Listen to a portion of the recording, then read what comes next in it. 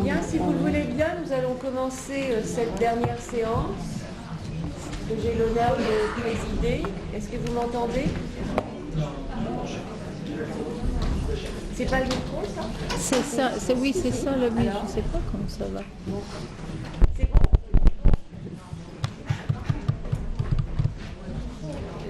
Je disais que si vous le voulez bien, nous allions commencer cette dernière séance que j'ai l'honneur de présider. La première conférencière est le professeur Noémie Segal, qui nous vient de l'Université de Londres. Noémie Segal est professeur de littérature comparée, qui connaît particulièrement bien la littérature française du XXe siècle, mais également du XVIIIe. Un peu, oui. Un peu, quand même. Et elle a écrit de très nombreux livres, de nombreux articles, mais je vais citer juste deux monographies. L'une parce qu'elle est reliée à ce qu'elle va nous raconter aujourd'hui. C'est un livre qui s'intitule André Gide, Pederasty and Pedagogy. Et le second livre que j'ai choisi de nommer est un livre qui traite de l'abbé Prévost, quelle coïncidence, et qui s'intitule The Unintended Reader. Elle a également traduit, je crois très dernièrement, en tous les cas c'était un projet de recherche et de traduction qui l'a amené également en Israël, où j'ai eu le bonheur de la connaître de manière plus intime. Elle a donc traduit le livre de Didier Ozien, Le Moipeau. Ouais. Merci, cher public. Moi, je vais vous mettre aussi en difficulté en vous demandant de prononcer mes auteurs du XVIIIe siècle comme il faut.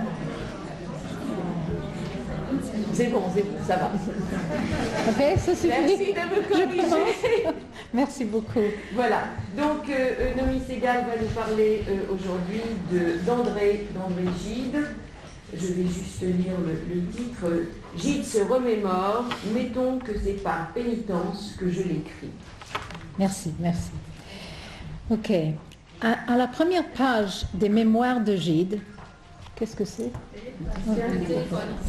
Ok.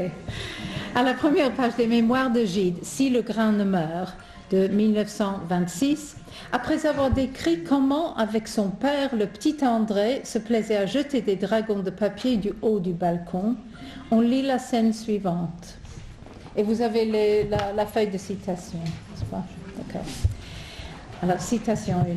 Je revois aussi une assez grande table, celle de la salle à manger sans doute, recouverte d'un tapis bas tombant, au-dessous de quoi je me glissais avec le fils de la concierge, un bambin de mon âge, qui venait parfois me retrouver. « Qu'est-ce que vous fabriquez là-dessous » criait ma bonne. « Rien, nous jouons. » Et l'on agitait bruyamment quelques jouets qu'on avait emportés pour la frime.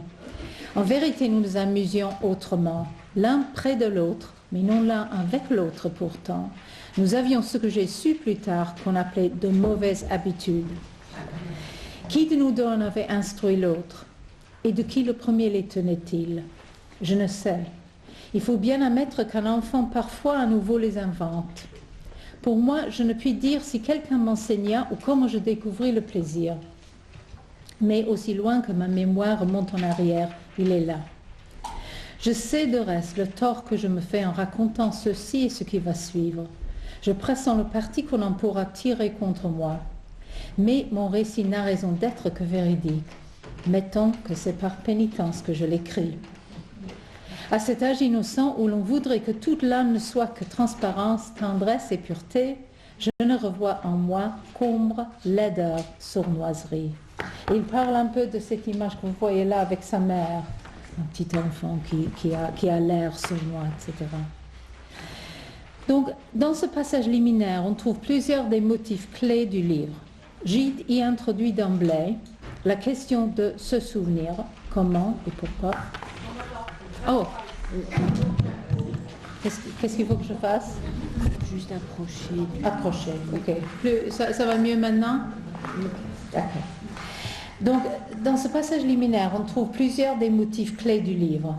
Gide y introduit d'emblée la question de se souvenir, comment et pourquoi, le fait qu'on se souvient comme corps, un corps qui se trouve... Ça va ou c'est trop fort maintenant? C'est bon. Ça va. D'accord. Le fait qu'on se souvient comme corps, un corps qui se trouve quelque part, avec quelqu'un, qui agit, qui se voit et se laisse voir, ou refuse de se laisser voir. Et puis l'acte d'écrire dans l'instant présent et les enjeux de cet acte. Je chercherai dans ma communication aujourd'hui de poursuivre ces trois motifs qui continueront de se mêler, de se toucher au cours du texte. Ok. Comment au juste Gide se souvient-il? Si le narrateur de Proust, pour retrouver la petite Madeleine perdue dans les espaces sous-marins, se penche et plonge dans le passé pour, citation de, s'élève quelque chose qu'on aurait désancré à une grande profondeur. Ça c'est Proust. Gide, quant à lui, cherche à voir clair, à revoir la table, la salle à manger, les deux enfants. Revoit-il le balcon? Non, plutôt, citation 3, ce qu'on voyait du balcon. Ou plus précisément encore, je revois les dragons de papier que nous lancions du haut de ce balcon et qu'emportait le vent. Chez Gide, le souvenir remonte en arrière pour chercher ce qui s'emporte plus haut que la vie parfois sait se lever. Pourtant, c'est en bas, sous la table, qu'il se retrouve dans cette deuxième scène du texte. Les deux petits garçons, l'un riche, l'autre pauvre, comme le seront la plupart des couples amoureux dans la vie de Gide, se cachent sous la draperie du tapis bas pour que personne ne les voie. Ils savent donc que ce qu'ils font est quelque peu honteux. Mais en même temps, Gide insiste sur leur innocence. Des deux, aucun n'a instruit ni corrompu l'autre. C'est pour ça que j'ai intitulé mon livre « Pederasty and Pedagogy », parce que la pédagogie et la pédérastie se lient dans le texte, dans l'œuvre de Gide. Voilà, Gide insiste sur leur innocence. Des deux, aucun n'a instruit ni corrompu l'autre. Chacun découvre pour lui-même le plaisir. Ils se trouvent ensemble, mais séparés, l'un près de l'autre, mais non l'un avec l'autre. Ah, deux images de Gide. Pourquoi se souvenir? Pourquoi écrire et afficher ce qu'on se rappelle? Gide se figure toujours ses lecteurs, même si, comme le Nathanaël des nourritures terrestres, ce sont les imprévisibles fils d'un avenir posthume. Ici, pourtant, c'est un lecteur plus ou moins contemporain qu'il imagine, cet on qui désapprouvera ce qu'il raconte. Qui est ce lecteur? Ou peut-être cette lectrice ciblée? Pour qui l'auteur se révèle-t-il sous la table? À qui s'offre cet enfant et son plaisir, innocent ou non? De quoi enfin est-ce qu'il se repentit? Le 19 janvier 1917, ayant mis au net le chapitre 5 de Sillegrain, Gide écrit dans son journal, c'est la citation 4. On écrit bien, on ne pense bien que ce que l'on n'a aucun intérêt personnel à penser ou à écrire. Je n'écris pas ces mémoires pour me défendre. Je n'ai point à me défendre, puisque je ne suis pas accusée. Je les écris avant d'être accusée. Je les écris pour qu'on m'accuse. En 1947, Maria van Resselberg, et la voici, elle rapporte une conversation avec Pierre Herbart. Il dit « Un jour, Gide lui avait remis certains papiers lui disant « Si je les remets à vous, c'est parce que je souhaite que vous me compromettiez. » Et voici Gide et Herbart. Et 3 ans après, Gide se confie à son gendre Jean Lambert, qui s'étonne, citation 6, qu'il n'ait jamais eu de difficulté avec la justice. Voici ce que Gide dit, c'est cette immunité qui me gêne et me dégoûte un peu. Pourtant, Gide, citation 7, aime assez la définition que je lui donne, c'est Jean Lambert qui parle, que je lui donne de lui-même, le premier prix Nobel qu'on ne puisse pas mettre entre toutes les mains.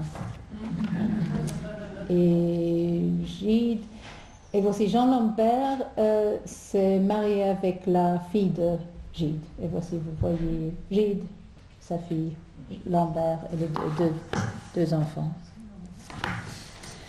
Vous ne saviez pas peut-être que Gide avait une fille. Il avait une fille. De ce mélange un peu saugrenu de motivation et de jugement, que peut-on retenir? Après tout, Gide n'a sûrement pas écrit Si le grain ne meurt, ni peut-être aucun de ses textes, fictifs ou non, sans aucun intérêt personnel. Le désir d'être accusé répond sans doute à un sentiment de culpabilité de ce qu'il ait évité le destin de Wilde, d'un côté. Mais d'un autre côté, cela implique une fierté, ce qu'on appelle aujourd'hui pride, d'avoir pu se représenter de manière ouverte. Car Si le grain ne meurt est le premier coming out book, j'ai cherché une traduction, je n'ai pas trouvé, coming out book, que je connaisse, plus franc que les écrits de Proust, de Wilde ou de Cocteau, même plus direct que n'est sa propre apologie Corydon, publiée déjà en édition anonyme en 1911, dans lequel aucun des trois porte-paroles ne représente exactement l'avis de l'auteur. Car Gide refuse la discrétion de Proust ou de Wilde qui, les deux, lui ont conseillé de ne jamais, c'est la citation 8, dire « je ». Et je vous ai donné là les deux citations un peu plus longues. Si le grain ne meurt est ce que Lawrence Sher appelle un récit héliotropique, c'est-à-dire qu'il part d'une enfance où tout est ombre, laideur, sournoiserie, pour aboutir à une fin ensoleillée où André se trouve sur le seuil du mariage. En ce qui concerne l'obscurité, citation 10, 11, etc., les ténèbres où patientait mon enfance, ou plus tard cette selve obscure où j'ai garé au sortir de l'enfance, on a une multiplicité d'exemples où Gide se décrit comme obtus, ignorant, niais, imbécile, laid, misérable, etc.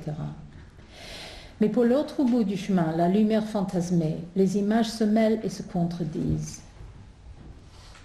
Okay. Une première instance de cette clarté se trouve dans les lumières de la religion. En se préparant pour sa première communion, à un moment où m'accompagnait partout Emmanuel. Emmanuel, c'est le nom qu'il a donné dans ses mémoires à sa cousine Madeleine. Voici Madeleine, enfant et jeune femme mariée. Le narrateur affirme trouver un aidant quotidien avant l'éveil de l'homme et la somnolence du jour, éblouissement pur, puisse-t-on souvenir à l'heure du mort vaincre l'ombre, etc. Donc ça, c'est un exemple de la lumière. Pareillement, à la toute dernière page du texte, c'est, citation 15, « ébloui d'azur qu'André se fiance avec sa cousine après la mort de sa mère à lui. » Et il ajoute « C'était le ciel que mon insatiable enfer épousait. Mais cet enfer, je le mettais à l'instant même. Les larmes de mon deuil en avaient éteint tous les feux. » Mais la lumière a deux autres significations dans ce texte. Ces feux de l'enfer sont tout autres qu'infernales dans l'ivresse de la première aventure sexuelle avec le petit Ali dans les sables de Sousse. Et c'est la citation 17. Son corps était peut-être brûlant, mais parut à mes mains aussi rafraîchissant que l'ombre. Que le sable était beau, dans la splendeur adorable du soir, de quel rayon se vêtait ma joie. Ou le moment, 2 ans après, où il découvre la volupté avec le jeune Mohamed, auquel Oscar Wilde l'a présenté, citation 18, « Ah, de quel enfer je sortais! À présent, je trouvais enfin ma normale. » Cet éblouissement est pour le moins égal à l'autre. Mais ces moments, cette normale et ses enfants ne sont précisément ni la lumière ni l'obscurité, mais les deux éléments qui se touchent. Ça, c'est la citation 19. Il est des êtres qui s'éprennent de ce qui leur ressemble, d'autres de ce qui diffère d'eux. Je suis de ces derniers. L'étrange me sollicite autant que me rebute le coutumier. Disons encore et plus précisément que je suis attirée par ce qui reste de soleil sur les peaux brunes. J'ai dans la flaque. Madeleine aussi avait la peau un peu brune, étrange peut-être pour une femme d'intérieur, normande et dévote. Elle l'avait hérité sans doute de sa mère Mathilde, celle qui était, aux yeux de toute la famille, tout le contraire d'elle. Et plus étrange encore, dans les mémoires de Gide, la lumière se trouve aussi du côté de cette femme redoutée, dont la chambre est, c'est citation 20, très éclairée, et d'où se répandait de la lumière sur le palier. Et voici l'histoire, c'est un tournant dans la vie du jeune André. André voit du coin de l'œil en montant l'escalier la tante et ses 2 autres filles qui lui font respirer des sels. Je ne vis pas Emmanuel, dit-il, ou plus exactement une sorte d'instinct m'avertit qu'elle ne pouvait pas être là, c'est pas sa place. Justement, il la retrouve à l'étage supérieur, agenouillée, et qui pleure au fond de sa chambre obscure. Voici une citation un peu plus longue, c'est 22. Elle ne s'était pas relevée. Je ne compris pas aussitôt qu'elle était triste. C'est en sentant ses larmes sur ma joue que tout à coup mes yeux s'ouvrirent. Il ne me plaît point de rapporter ici le détail de son angoisse, non plus que l'histoire de cet abominable secret qui la faisait souffrir, et dont à ce moment je ne pouvais du reste à peu près rien entrevoir. Je pense aujourd'hui que rien ne pouvait être plus cruel pour une enfant qui n'était que pureté, qu'amour et que tendresse, que d'avoir à juger sa mère et à réprouver sa conduite. Retenez cette phrase. Oui. Et ce qui renforçait le tourment, c'est de devoir garder pour elle seule et cacher à son père qu'elle vénérait un secret qu'elle avait surpris je ne sais comment et qui l'avait meurtri. Ce secret dont on jasait en ville, dont riaient les bonnes et qui se jouait de l'innocence et de l'insouciance de ses deux sœurs. Non, de tout cela, je ne devais rien comprendre que plus tard. Mais je sentais que dans ce petit être que déjà je chérissais, habitait une grande, une intolérable détresse, un chagrin tel que je n'aurais pas trop de tout mon amour, toute ma vie, pour l'en guérir. Que dirais-je de plus?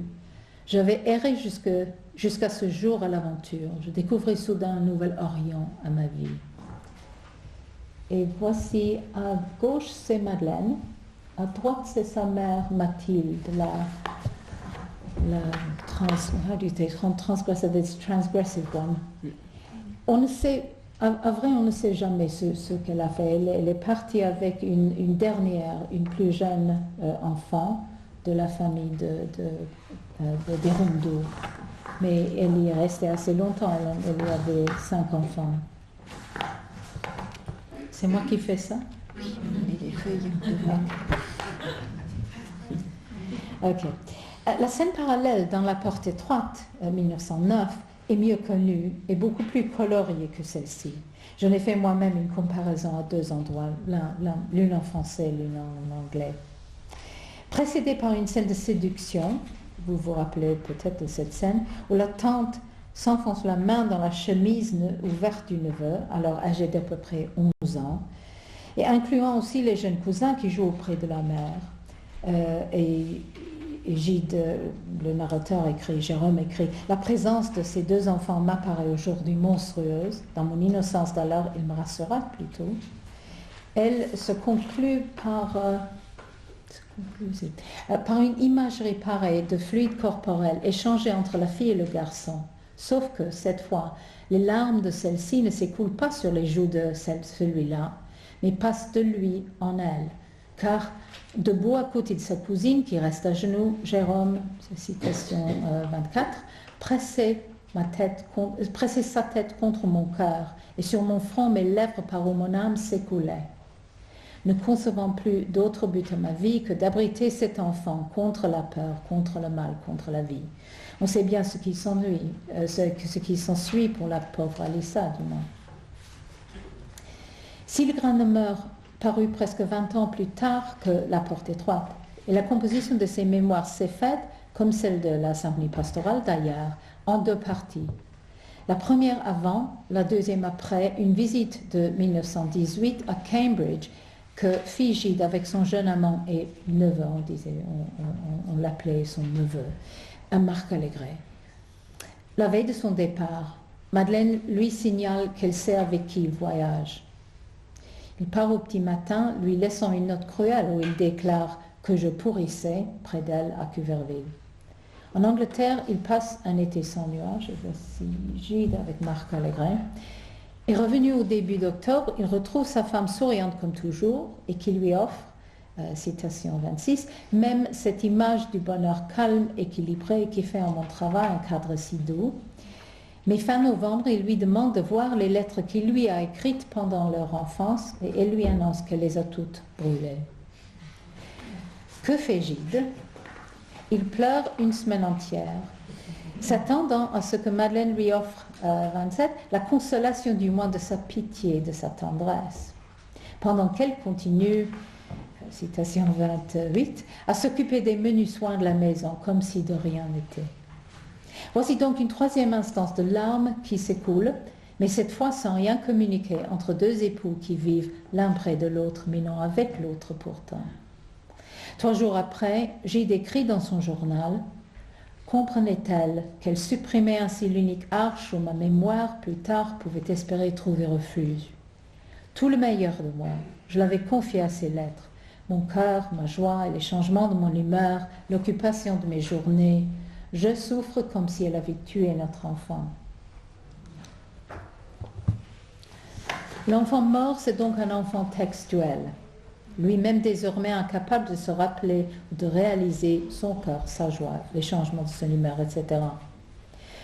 Confronté si dramatiquement à la douleur de cette épouse vierge, Gide ne voit que sa perte à lui et l'enfant de chair et d'os que Madeleine n'a pas pu avoir. Et 5 ans après, Gide aura une fille d'Elisabeth von Risselberg.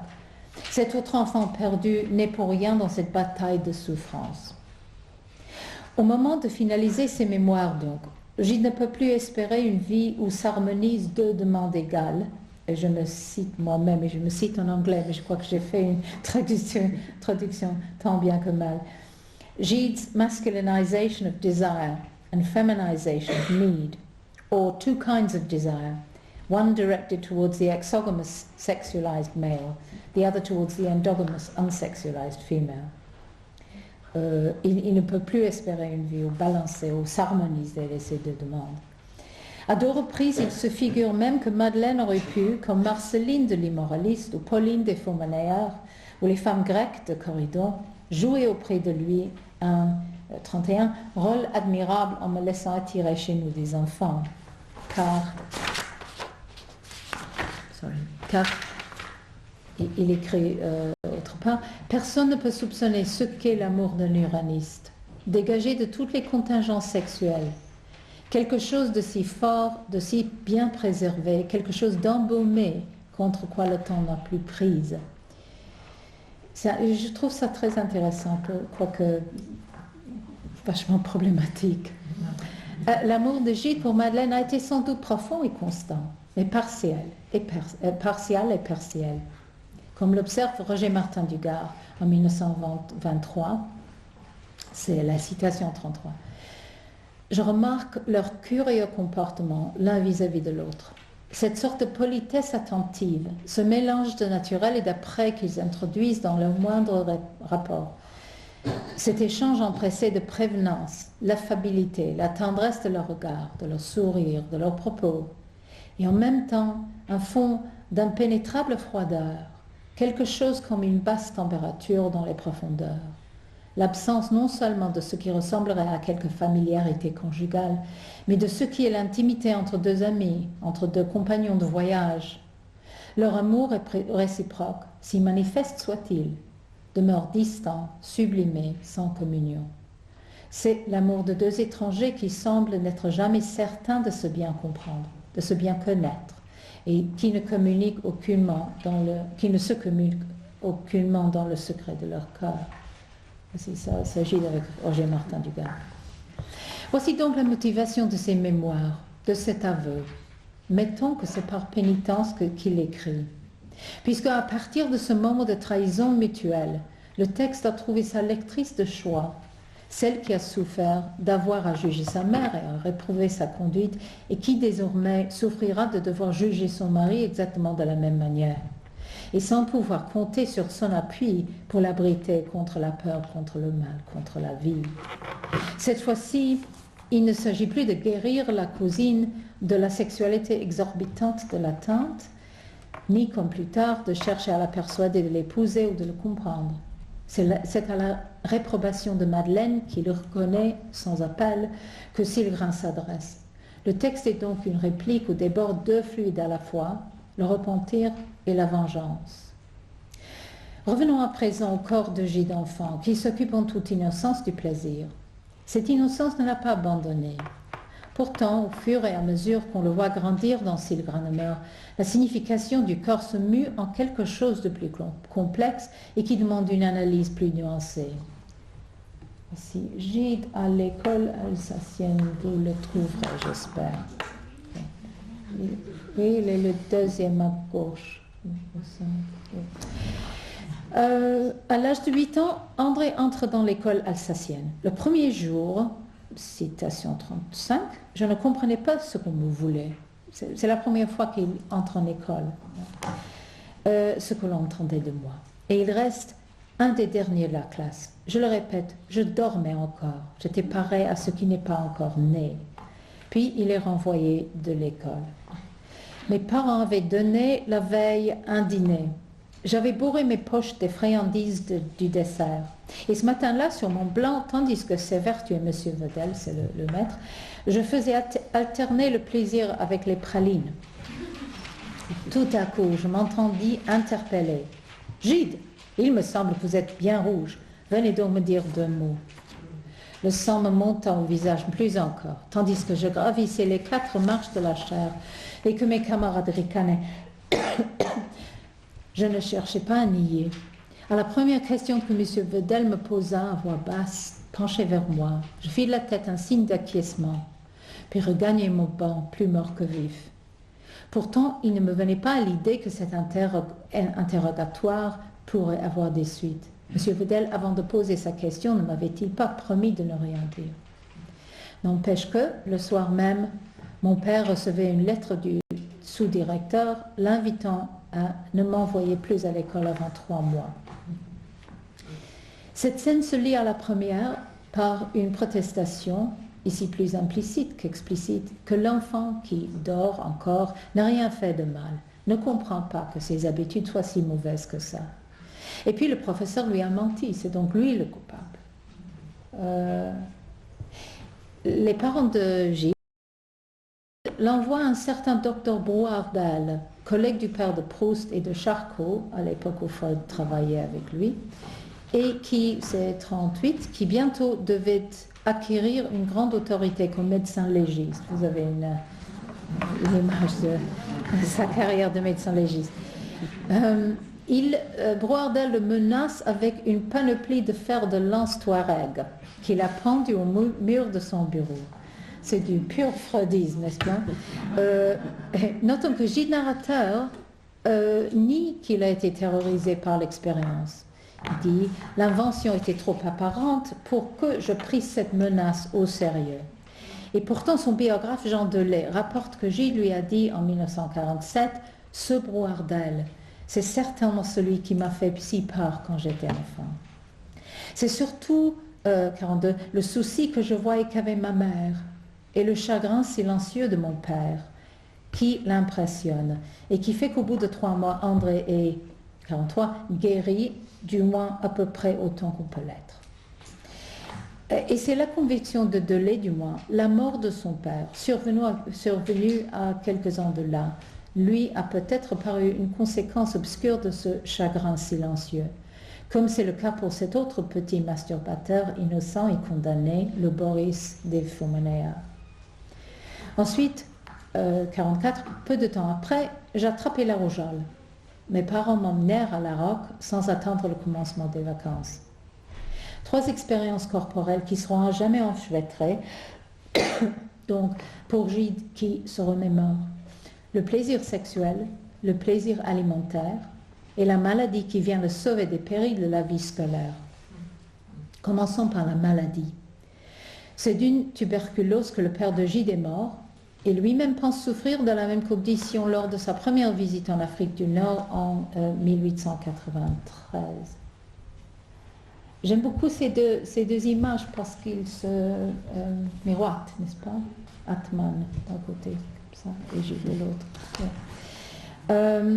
Ainsi que Michel de l'Immoraliste, Gide, le jeune André, se remet, moitié par le temps qui guérit tout, moitié par les bains de soleil, le temps dans l'autre sens, les bains de soleil, etc. Mais contrairement à Michel, Gide soulève un doute que cette indisposition ne soit pas plutôt nerveuse que physique. Pendant une cure qu'il fait en Suisse, 45, le docteur eut vite fait de me persuader que mes nerfs seuls étaient malades. Si c'était le cas, ce ne serait pas pour la première fois, car adolescent, tyrannisé par des camarades de classe à Montpellier, André se voit enfin sauvé par la petite vérole. Mais comme peu à peu il se remet, comme peu à peu il se remet, l'angoisse de confronter de nouveau ses persécuteurs l'envahit. Et dans la maladie nerveuse qui succède à ma variole, je laisse au neurologue à démêler la part qui prit la complaisance. Voici, j'ai une citation un peu longue où on voit exactement en détail ce qui s'ensuit. Voici, je crois, comment cela commença. Au premier jour qu'on me permit de me lever, un certain vertige faisait chanceler ma démarche, comme il est naturel après 3 semaines de lit. Si ce vertige était un peu plus fort, pensais-je, puis-je imaginer ce qui se passerait. Oui, sans doute.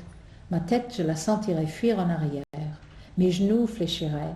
J'étais dans le petit couloir qui menait de ma chambre à celle de ma mère. Et soudain, je croulerais à la renverse.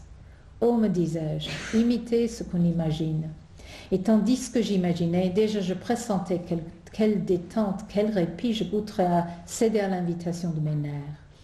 Un regard en arrière pour m'assurer de l'endroit où ne pas me faire trop de mal en tombant. Pourquoi ? Dans la pièce voisine, j'entendis un cri. C'était Marie. Elle accourut. Je savais que ma mère était sortie. Un reste de pudeur ou de pitié me retenait encore devant elle. Mais je comptais qu'il lui serait tout rapporté. Après ce coup d'essai, presque étonné d'abord qu'il réussit, promptement, enhardi, devenu plus habile et plus décidément inspiré, je hasardai d'autres mouvements, que tantôt j'inventais saccadés et brusques, que tantôt je prolongeais au contraire, répétais et rythmais en danse. J'y devins fort expert et possédais bientôt un répertoire assez varié. Maintes fois par la suite, je me suis indignée contre moi-même, doutant où je puisse trouver le cœur, sous les yeux de ma mère, de mener cette comédie. Mais avouerai-je qu'aujourd'hui, cette indignation ne me paraît pas bien fondée. Ces mouvements que je faisais, s'ils étaient conscients, n'étaient qu'à peu près volontaires. C'est-à-dire que tout au plus, j'aurais pu les retenir un peu. Mais j'éprouvais le plus grand soulin à les faire. Ah, que de fois longtemps ensuite, souffrant des nerfs, ai-je pu déplorer que de n'être plus à un âge où quelques entrechats, 3 points. Les médecins consultés par la mère d'André ne sont pas sûrs, mais, 49, plus ils m'examinent, plus semble les pénétrer le sentiment de l'authenticité de mon cas. Aussi, encore une fois, c'est du pur freudisme. Après tout, puis-je prétendre en savoir sur moi-même plus long que ces messieurs ? En croyant les tromper, c'est sans doute moi que je trompe. Seul son oncle Charles, voici Charles, qu'il estime à présent l'être le plus ignorant de soi-même et d'autrui que je connaisse, refuse d'y croire, même de s'y intéresser. Et voici les deux. Tiens, qu'est-ce que tu fais là ? Je me crispe, me contracte, me tords et dans une espèce de sangle que je voudrais irrésistible. Je souffre, dis-je. Mais tout aussitôt, j'eus la conscience du fiasco. Mon oncle remit le lorgnon sur son nez, on voit le lorgnon, son nez dans son journal, rentra dans sa bibliothèque dont il referma la porte de l'air le plus quiet. Par une coïncidence qui n'en est pas une, c'est dans des mots presque identiques que la servante Mathilde Rondeau, c'est la tante redoutée, que la servante accueille son neveu, 6 pages plus loin, lorsqu'il arrive sans avertissement chez elle et chez ses cousines dans leur maison de la rue de Crosne. « Ah quoi ? C'est vous ? Qu'est-ce que vous venez faire à présent ?»